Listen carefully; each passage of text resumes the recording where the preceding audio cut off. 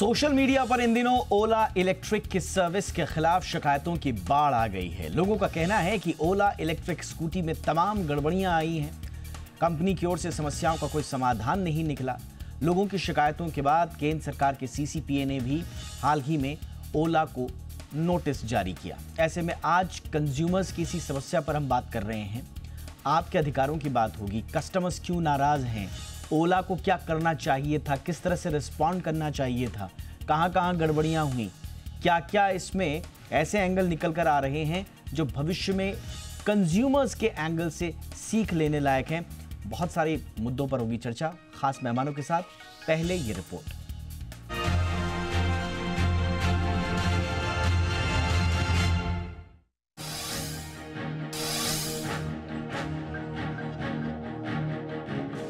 केंद्र सरकार ने ओला इलेक्ट्रिक के खिलाफ मिल रही ढेरों शिकायतों को देखते हुए बड़ा कदम उठाया है। सेंट्रल कंज्यूमर प्रोटेक्शन अथॉरिटी यानी सीसीपीए ने ओला इलेक्ट्रिक को कारण बताओ नोटिस जारी किया है। ये नोटिस 3 अक्टूबर को जारी किया गया है, जिसमें सीसीपीए ने ओला इलेक्ट्रिक पर खराब सर्विस, भ्रामक विज्ञापन, अनफेयर ट्रेड प्रैक्टिस और कंज्यूमर राइट्स के उल्लंघन जैसे गंभीर आरोप लगाए हैं। ओला को इस नोटिस का जवाब 15 दिनों के अंदर देना होगा। आसान भाषा में कहें तो ओला इलेक्ट्रिक को अब अपने ग्राहकों की समस्याओं का हल निकालना होगा, वरना सरकार कड़ा एक्शन ले सकती है। सरकार ने ओला इलेक्ट्रिक के खिलाफ ये कदम इसलिए उठाया है क्योंकि इसके ई स्कूटर्स को लेकर हजारों शिकायतें मिल रही थी। उपभोक्ता मामलों के विभाग की राष्ट्रीय उपभोक्ता हेल्पलाइन ने 1 सितंबर 2023 से 30 अगस्त 2024 के बीच ओला के ई स्कूटर से जुड़ी 10,644 शिकायतें दर्ज की हैं। इनमें से 3,389 शिकायतें सर्विस में देरी, 1,899 डिलीवरी में देरी और 1,459 शिकायतें सर्विस से जुड़े वादों को पूरा न करने से संबंधित हैं। इन शिकायतों में कई गंभीर समस्याएं सामने आई हैं, जैसे कंपनी की प्रोडक्शन में खामियां, सेकंड हैंड स्कूटर की बिक्री, बुकिंग कैंसिल करने पर रिफंड में देरी, सर्विस के बाद भी बार बार समस्याएं आना, ओवर चार्जिंग करना, बिलिंग में गड़बड़ियां और बैटरी से जुड़ी दिक्कतें। इन सभी पहलुओं ने ओला इलेक्ट्रिक की सेवाओं पर बड़ा सवाल खड़ा कर दिया है। अब तक ओला इलेक्ट्रिक ने इन मामलों पर कोई आधिकारिक बयान नहीं दिया है, लेकिन ग्राहकों की बढ़ती शिकायतों और चिंताओं पर सीधा असर कंपनी के शेयरों पर पड़ा है। हाल ही में ओला के शेयरों में भी गिरावट दर्ज की गई है। अगर आप भी ओला इलेक्ट्रिक की बाइक की सर्विस में देरी, डिलीवरी में समस्या या किसी अन्य तकनीकी दिक्कत से परेशान हैं, तो जल्द ही इस पर एक्शन की उम्मीद कर सकते हैं। सरकार के इस कदम से ओला इलेक्ट्रिक पर दबाव बना है कि वो ग्राहकों की शिकायतों को गंभीरता से लेकर उनका समाधान निकाले। जानकारों का मानना है कि ओला के पास अब एक ही विकल्प है और वो ये है कि ओला ग्राहकों की शिकायत और सरकार के नोटिस को गंभीरता से लेकर तुरंत सर्विस से जुड़ी दिक्कतों को ठीक करे। अगर ओला ऐसा नहीं कर पाता है तो ओला की शिकायतों का ये विवाद अब सोशल मीडिया से उठकर अदालत की चौखट में लंबा चल सकता है, जहां ओला की इमेज, फ्यूचर और बिजनेस दांव पर होंगे। ब्यूरो रिपोर्ट, जी मीडिया। बहुत ही खास मेहमान इस वक्त मेरे साथ जुड़ रहे हैं। स्वागत करते हैं विराग गुप्ता जी का। जाने माने एडवोकेट हैं सुप्रीम कोर्ट के। बहुत बहुत स्वागत है विराग जी आपका। हमारे साथ हैं consumer right activist Jahangir Gai sir. बहुत बहुत स्वागत है गाई सर आपका हमारे शो पे। और हमारे साथ हैं अभिजीत सिन्हा, प्रोजेक्ट हेड हैं नेशनल हाईवे फॉर ईवी के। अभिजीत जी बहुत बहुत स्वागत है आपका। विराग जी, चर्चा की शुरुआत आपसे ही। 3 तारीख को ये नोटिस जा चुका था। कंपनी ने इस बात को फाइलिंग के दौरान माना है, तो हम ये मान रहे हैं कि इसमें सीसीपीए ने एक्शन अब ले लिया है। लेकिन ये जो पूरा पिछले कई दिनों से ये जो पूरा विवाद चल रहा है, इसमें आपको क्या लगता है कहां-कहां ओला की दिक्कतें हैं, कहां-कहां कंज्यूमर्स की जो शिकायतें हैं वो आपको जायज लगती हैं?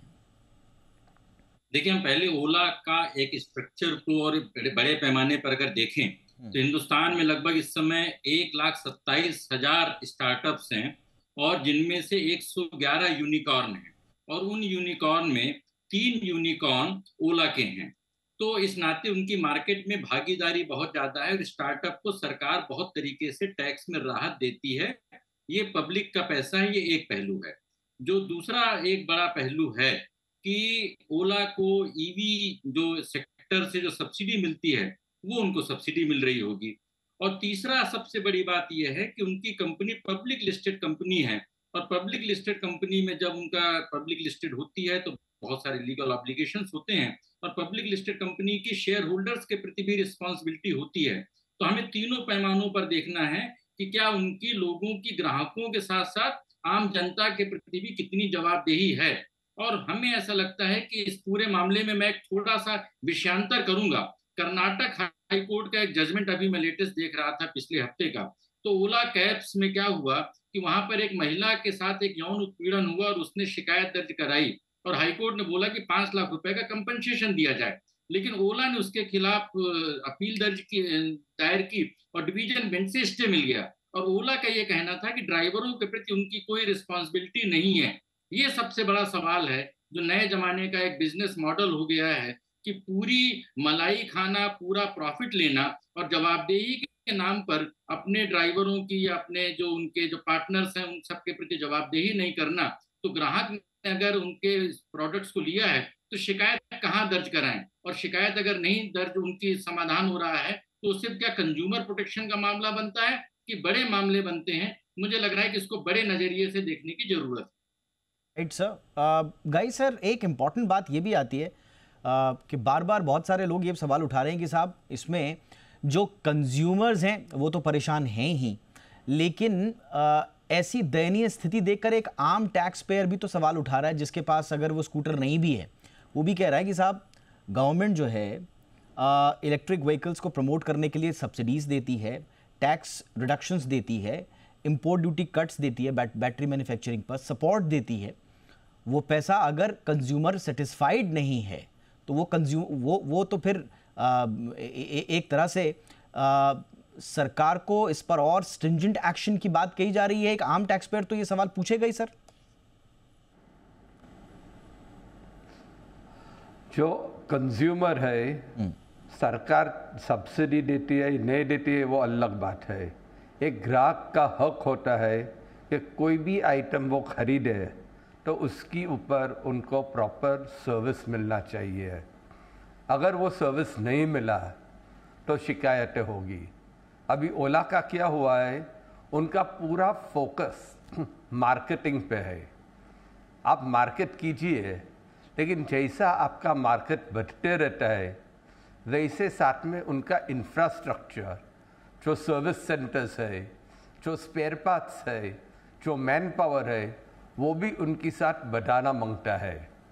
अगर आप गाड़ी बिकते रहो और गाड़ी सर्विस सेंटर के पे सर्विस के लिए कोई अवेलेबल नहीं है तो आप गाड़ी को क्या करेंगे? ओनली खड़ा करना पड़ेगा, गाड़ी यूज़ में नहीं आएगा।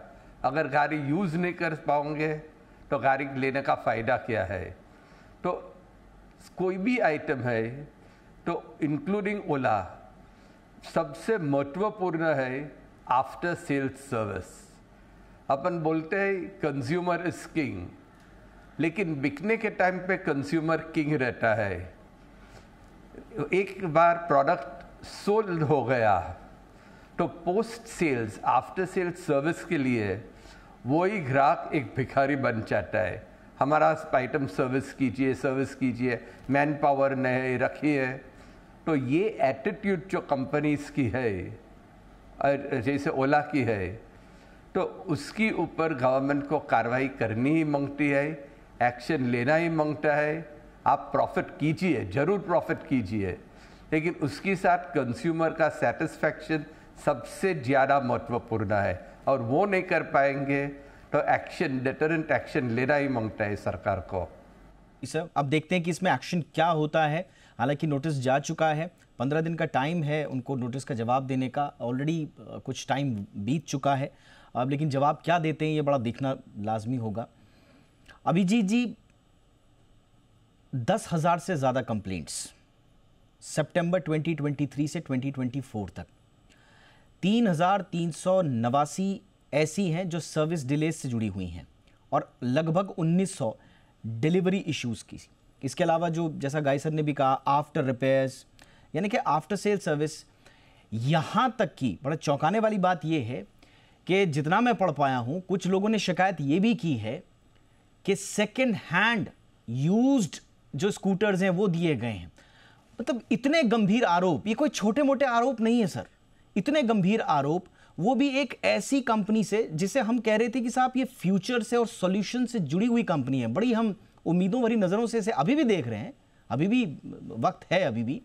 आपको नहीं लगता है सर कि जो ईवी एडॉप्शन का हमारा सपना लेकर जब हम चल रहे हैं, इस तरह से इमेच्योरिटी से अगर आप कंज्यूमर्स की क्वेश्चंस को, उनके प्रॉब्लम्स को हैंडल करेंगे तो फिर संपूर्ण ईवी के एडॉप्शन वाले चीजों पे आ जाता है। आप इससे जुड़े हुए हैं, इसलिए मैं ईवी एडॉप्शन का पूरा इकोसिस्टम लेकर चल रहा हूं आपके साथ। Sir please explain. Deepak ji, बिल्कुल सही बात है। मुझे लगता है एक इमर्जिंग टेक्नोलॉजी जब मार्केट में आती है तो उसके साथ नए बिजनेस मॉडल भी मार्केट में आते हैं, और नए बिजनेस मॉडल को पुराने बिजनेस मॉडल के रेगुलेशन से या उनके पुराने रूल बुक से मैनेज करना सरकार के लिए भी एक चैलेंज होता है। और पुरानी कंपनियों ने जो 2 व्हीलर 3 व्हीलर गाड़ियां बेची हैं, उनका सर्विस नेटवर्क एक अलग सर्विस नेटवर्क हुआ करता था। ओला ने अगर कुछ नया करने की कोशिश की है या कुछ नया बनाने की कोशिश की है तो उसके साथ उनके ऊपर चैलेंजेस भी आते हैं। और सेंट्रलाइज सर्विस दें, डिसेंट्रलाइज सर्विस दें, एक लोकेशन से डिलीवरी दें, ऑनलाइन बेचें, शोरूम खोलकर बेचें, तो ये मल्टीपल फिसार्ड्स हैं जो जिनके ऊपर मुझे लगता है जैसे ही एक नई टेक्नोलॉजी आती है तुरंत एक रूल बुक डालना ईज ऑफ डूइंग बिजनेस के लिहाज से बहुत आसान नहीं होता है। अगर इतनी ज्यादा रेस्ट्रिक्शंस डाल दी जाए एक नई टेक्नोलॉजी के ऊपर तो फिर उनके लिए डिफिकल्टी ऑफ डूइंग बिजनेस बहुत ज्यादा हो जाएगा। तो ये जो प्रीमियम बैलेंस है कि आपको कंज्यूमर के इंटरेस्ट को भी प्रोटेक्ट करना है, एक इमर्जिंग टेक्नोलॉजीज के डिमांड को भी आपको साथ में लेकर चलना है। इस चैलेंज में आज के समय में नए जो कंज्यूमर्स या consumer development, consumer centric companies आ रही हैं, इनका मुझे लगता है ज्यादा रुझान कस्टमर के सेटिस्फेक्शन के ऊपर होना चाहिए। अगर ऐसा नहीं कर पाते हैं, सिर्फ प्रोडक्ट डेवलपमेंट के ऊपर या अपने नए बिजनेस मॉडल के ऊपर सेंट्रिक होते हैं, जिसमें कंज्यूमर कहीं अनसेटिस्फाइड रह जाता है, उसकी सर्विसेज की जो एक्सपेक्टेशन या उसकी जो पुरानी मार्केट की सर्विस का सेटिस्फेक्शन लेवल रहा है वो अगर मीट नहीं होता है तो ऐसी कंडीशंस होती हैं। मुझे लगता है आगे आने वाले समय में डेफिनेटली इसके ऊपर रेगुलेशंस भी आएंगे, जैसे बैटरी के ऊपर आए थे। बैटरी में बिल्कुल रेगुलेशंस नहीं थे, कई लोगों ने इमेच्योर और अनप्रिपेयर्ड बैटरीज को पैक कर बेचना शुरू कर दिया, आग की केसेस आए, फिर उसमें रेगुलेशंस आए। अगर 2 व्हीलर या 3 व्हीलर रिटेल मार्केट ऐसे अनकंट्रोल्ड और कंज्यूमर को अनसेटिस्फाइड होता हुआ आगे जाएगा, मुझे लगता है आगे ज्यादा रेगुलेशंस आ सकती है। एब्सोल्युटली। क्या ओला और ओला का मैनेजमेंट इस पूरी क्राइसिस को ज्यादा मैच्योरिटी से हैंडल कर सकता था? जैसा कि मैं कह रहा हूं कि अब लोग सवाल ये उठा रहे हैं कि Ola electric tax payer backed incentives को एंजॉय कर रही है, उसका क्या? 10,000 ये से कहना मुश्किल है कि ओला को कितना इंसेंटिव मिलता है, क्योंकि सारे मॉडल्स और सारी कंपनियों को इंसेंटिव नहीं मिलते हैं। ओके, वो उनके कौन से मॉडल्स हैं जो इंसेंटिव के क्राइटेरियाज में आते हैं और कौन से मॉडल नहीं आते हैं, ये भी एक डिबेटेबल प्रश्न है। ओके। इन जनरल परसेप्शन तो यही है ना कि ईवी के लिए साहब पूरी शिद्दत से भारत सरकार जुटी हुई है और कहती है आप आगे आइए, हम आपको इंसेंटिव देंगे। तो जनरल परसेप्शन तो यही है कि आप एंजॉय कर रहे हैं। अगर नहीं कर रहे हैं तो इसका मतलब ये नहीं कि अगर आपको गवर्नमेंट से कोई सब्सिडी नहीं मिल रही है तो इसका मतलब ये नहीं है कि आप कंज्यूमर के राइट से खिलवाड़ कर देंगे। आपको कंज्यूमर राइट तो अल्टीमेट आपका उद्देश्य होना चाहिए। बिल्कुल। सो कंज्यूमर के पर्सपेक्टिव से यदि देखें तो सर्विस नेटवर्क को डिसेंट्रलाइज करना और इवन डिलीवरी या सेल्स व्हीकल के साथ में जो आपकी एक सेटिस्फेक्शन जुड़ी होती है, व्हीकल को देखने की, टेस्ट ट्रायल रन लेने की, या उनको शोरूम्स में जाकर के उसको उनके साथ एक्सपीरियंस करने की, वो एक्सपीरियंस का कंपोनेंट लंबे समय तक ओला के साथ नहीं था। बाद में इन्होंने रिटेल आउटलेट शुरू किए और डिलीवरी भी जोनल वाइज रखी। डिलीवरी ऐसी नहीं है कि आप पास के किसी ओला शोरूम से जाकर खरीद सकते हैं। बिल्कुल सर। तीसरा लेयर आता है सर्विस का। सर्विस के लेयर में मुझे लगता है एक बेहतर सर्विस देने के लिए आफ्टर सेल्स हम किस तरह का नेटवर्क क्रिएट कर सकते हैं, उसके ऊपर जितना एहतियात और जितना स्पेंड किया जाना था शायद उससे कम स्पेंड हुआ है। इसलिए गाड़ियों को वापस बुलाना पड़ता है और वापस बुलाकर उसे रिपेयर करके बड़े कारखानों में, बड़े लोकेशंस पे फिर वापस भेजना उनको कंज्यूमर्स के पास। अगर ये बड़ी मुश्किल बात बनती है और इसमें बहुत सारे कस्टमर अनसेटिस्फाइड रह जाते हैं, तो आपकी बात से मैं बिल्कुल सहमत हूं कि इसको और बेहतर किया जा सकता है। Absolutely sir. देखिए, आई मीन आपका एक कंज्यूमर की शिकायतों को निवारण करने का एक तंत्र होना चाहिए। अगर वो काम कर रहा था और उनको सही तरीके से रिस्पॉन्ड किया जा रहा था, तो फिर लोग सोशल मीडिया पर आकर आपको टैग कर करके अपनी शिकायतें क्यों दे रहे थे? उसके बावजूद, जैसा कि सीसीपीए ने पाया, जैसा कि मैंने आपको बताया भी, इतनी सारी शिकायतें मिल रही हैं, सोशल मीडिया पर लोग हाहाकार हो हल्ला मचा रहे हैं, अपना दुख दर्द बांट रहे हैं, और उसके बाद भी आपके जो रिस्पॉन्स हैं वो बड़े कैजुअल से प्रतीत होते हैं। तो ऐसा लगता है कि सर्विसिंग के मोर्चे पर, मैं आता हूं सर, एक छोटा सा ब्रेक ले लेता हूं। सर्विसिंग के मोर्चे पर बहुत कुछ गलतियां, खामियां हुई हैं। एक छोटे से ब्रेक के बाद इसको आगे बढ़ाएंगे। बहुत सारे पॉइंट्स अभी हमारे मेहमान भी उजागर करेंगे। छोटे से ब्रेक के लिए रुकते हैं।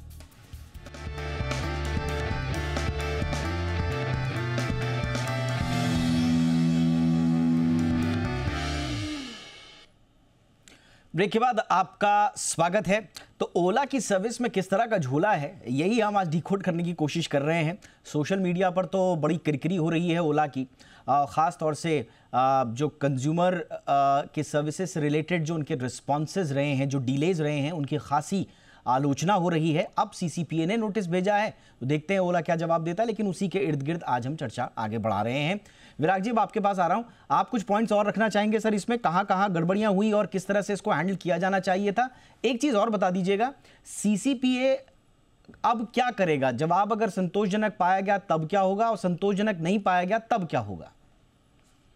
दीपक जी, जहांगीर जी ने, अभिजीत जी ने जो बातें बोली हैं, वहां पर ही जो पूरा झोला है वो उसका एक कॉम्बिनेशन निकलता है।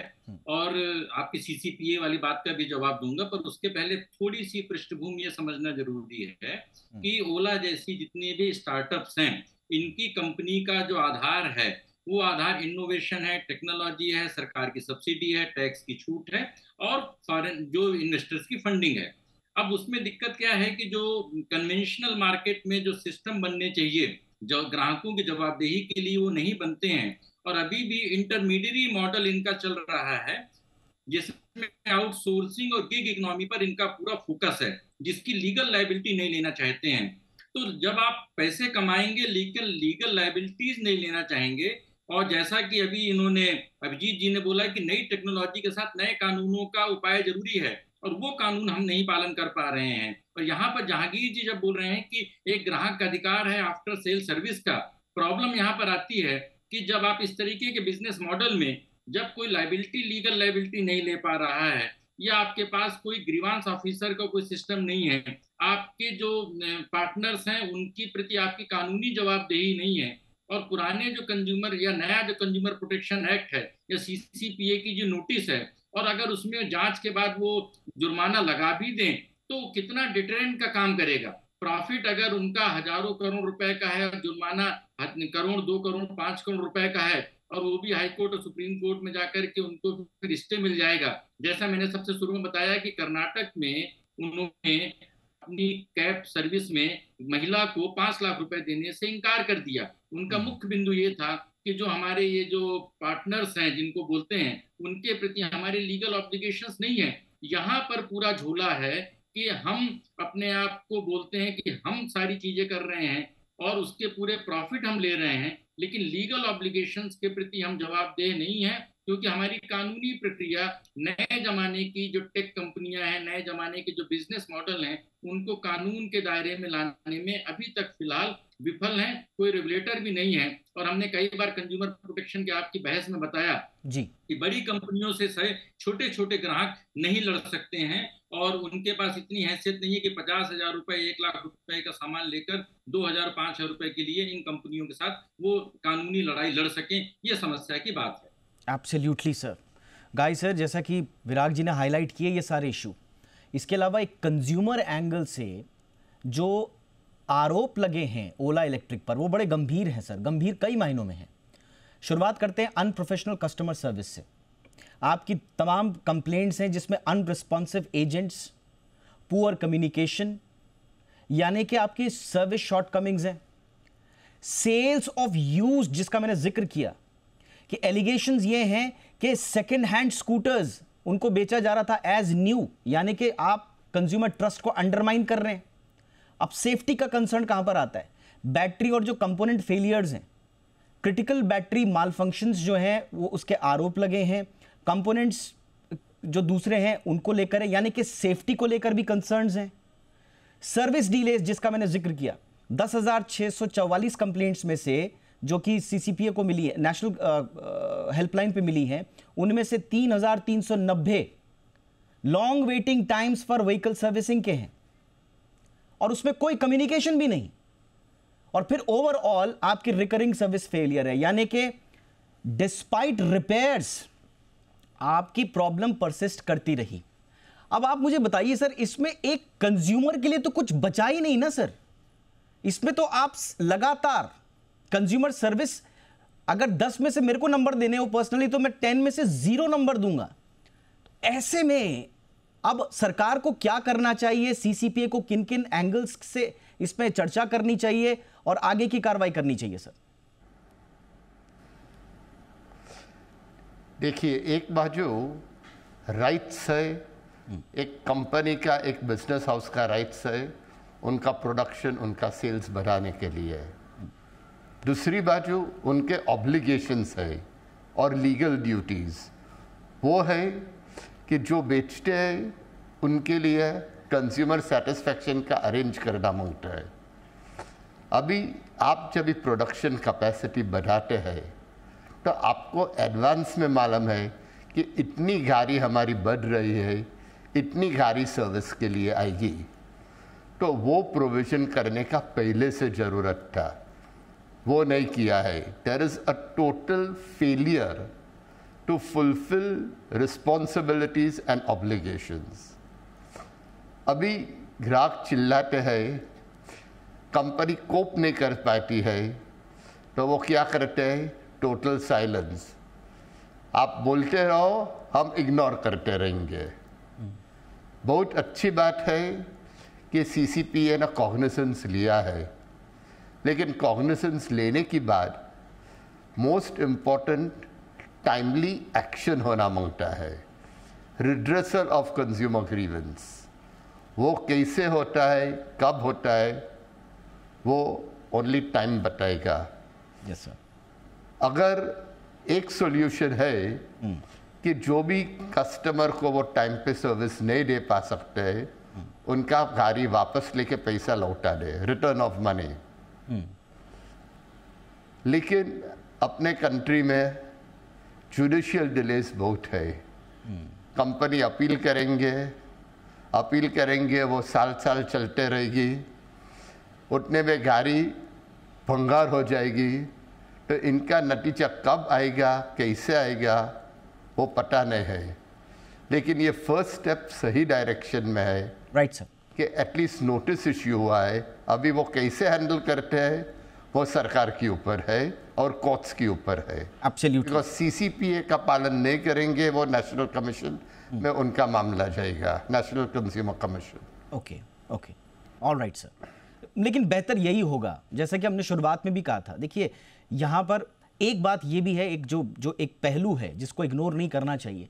एक एंटरप्रेन्योरशिप की जो जर्नी होती है उसमें बहुत सारे चैलेंजेस आते हैं।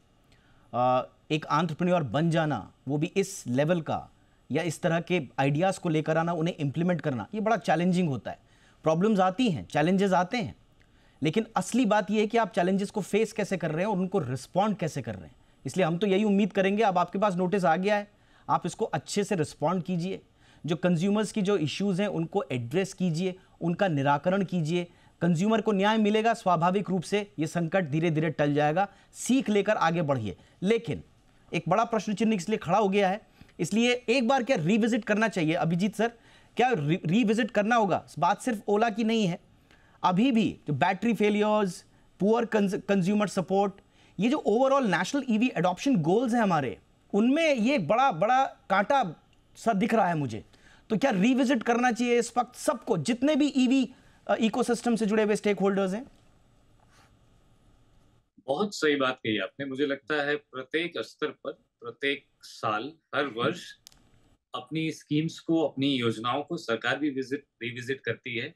जो रेगुलेटरी बॉडीज हैं वो भी उनको रिविजिट करती है। आपने आग की केसेस सुनी थी, हमने बहुत डिबेट भी की थी टीवी के जी न्यूज़ के ऊपर में, उसके बाद स्टैंडर्ड्स बढ़ाए गए। आग के केसेस इस साल बहुत कम हुए हैं पिछले साल के बनिस्बत। आगे आने वाले समय में आप अगर कंज्यूमर ड्रिवन या ई कॉमर्स की वेबसाइट को देखें तो सिर्फ ओला ही नहीं बल्कि बहुत सारे ओला उबर जो कैब्स चलाते हैं या जो ई कॉमर्स की कंपनीज हैं उनके खिलाफ ऑनलाइन लोग काफी मुकदमा करते हैं। हमारे को पैनलिस्ट ने बिल्कुल सही कहा कि 10, 20, 50 हजार के प्रोडक्ट के लिए किसी कंज्यूमर के पास इतना वक्त नहीं होता है, इतना एनर्जी नहीं होती है कि वो बड़ी बड़ी कंपनियों के साथ केस लड़े। सो ऐसे कंडीशन में क्या किस तरह का कंज्यूमर सेटिस्फेक्शन हम क्रिएट कर रहे हैं या ये कंपनियां क्रिएट कर रही हैं, इनको क्या पैसे वापस कर देने चाहिए, गाड़ियां वापस करनी चाहिए, या कभी हम मोबाइल फोन का ऑर्डर करते हैं हमें पत्थर मिल जाता है, हम कैसे किसके पास जाकर इन चीजों की कंप्लेन करें। उबर की बात की, ओला उबर की बात की, हमने टैक्सी की। इस पूरे सेक्टर को, इलेक्ट्रिक मोबिलिटी को नेगेटिव शेड में नहीं देखा जाना चाहिए क्योंकि इसमें नई आई हुई कंपनियों में ब्लू स्मार्ट जैसी कंपनियां भी हैं जिनके ग्राहक और जिनके ड्राइवर्स एक्सेप्शनली प्रशंसा पाते हैं और एक जो सेगमेंट खराब हो चला था टैक्सी और कैब सर्विसेज का, उनको उन्होंने काफी हद तक इलेक्ट्रिक कारों के साथ सुधारा है। सो एक चश्मे से सबको नहीं देखा जा सकता है। यदि कोई लाइन क्रॉस करता है, लाइन भी बहुत सोच समझ करके खींची जाती है कि इंडस्ट्री उसको क्वालिफाई कर सके। थोड़ी सी प्रेसिंग ज्यादा हो गई थी सेफ्टी ऑफ द बैटरी के मामले में, तो इंडस्ट्री ने देखिए इसमें तो देखिए आप जितने बड़े प्लेयर होंगे उम्मीदें आपसे उतनी ही बड़ी होंगी और अगर आप वहां पर गलतियां करेंगे तो फिर आप हाईलाइट में भी ज्यादा आएंगे। और कहीं ना कहीं देखिए बड़े प्लेयर्स जितने हैं हम तो यही मानते हैं अगर आप कहीं पर चूक करेंगे लोग जोड़ेंगे उसको पूरी इंडस्ट्री से, फिर आप ये नहीं कह सकते कि साहब मेरा केस स्टैंड अलोन है। इसलिए जितने बड़े प्लेयर्स हैं, चाहे छोटे प्लेयर्स हैं, चाहे मिड लेवल प्लेयर्स हैं, सबको ये देखना होगा कि एक कलेक्टिव जिम्मेदारी है आपकी, खास तौर से कंज्यूमर सर्विसेज के मामले में आपको सोच समझ के बिहेव करना है। क्विकली विराग जी, वक्त खत्म हो गया लेकिन आप जोड़ना चाह रहे हैं एक लाइन में। आपने बोला कि ऐसे मामलों में आप 10 में 0 नंबर देंगे, माइनस नंबर देना चाहिए। अगर उन्होंने मिस डिक्लेयर किया था तो सेबी को एक्शन लेना चाहिए। सेकंड हैंड स्कूटर अगर बेच रहे हैं, this is matter of cheating, police should investigate और वो पूरा तंत्र जो है ईओडब्ल्यू की जांच करनी चाहिए। क्रिमिनल मैटर, ये कंज्यूमर मैटर नहीं है। यस सर, अब वो सीसीपीए संज्ञान लेगा इनका, जिन जिन मुद्दों को हम सब ने हाईलाइट किया यहाँ पे।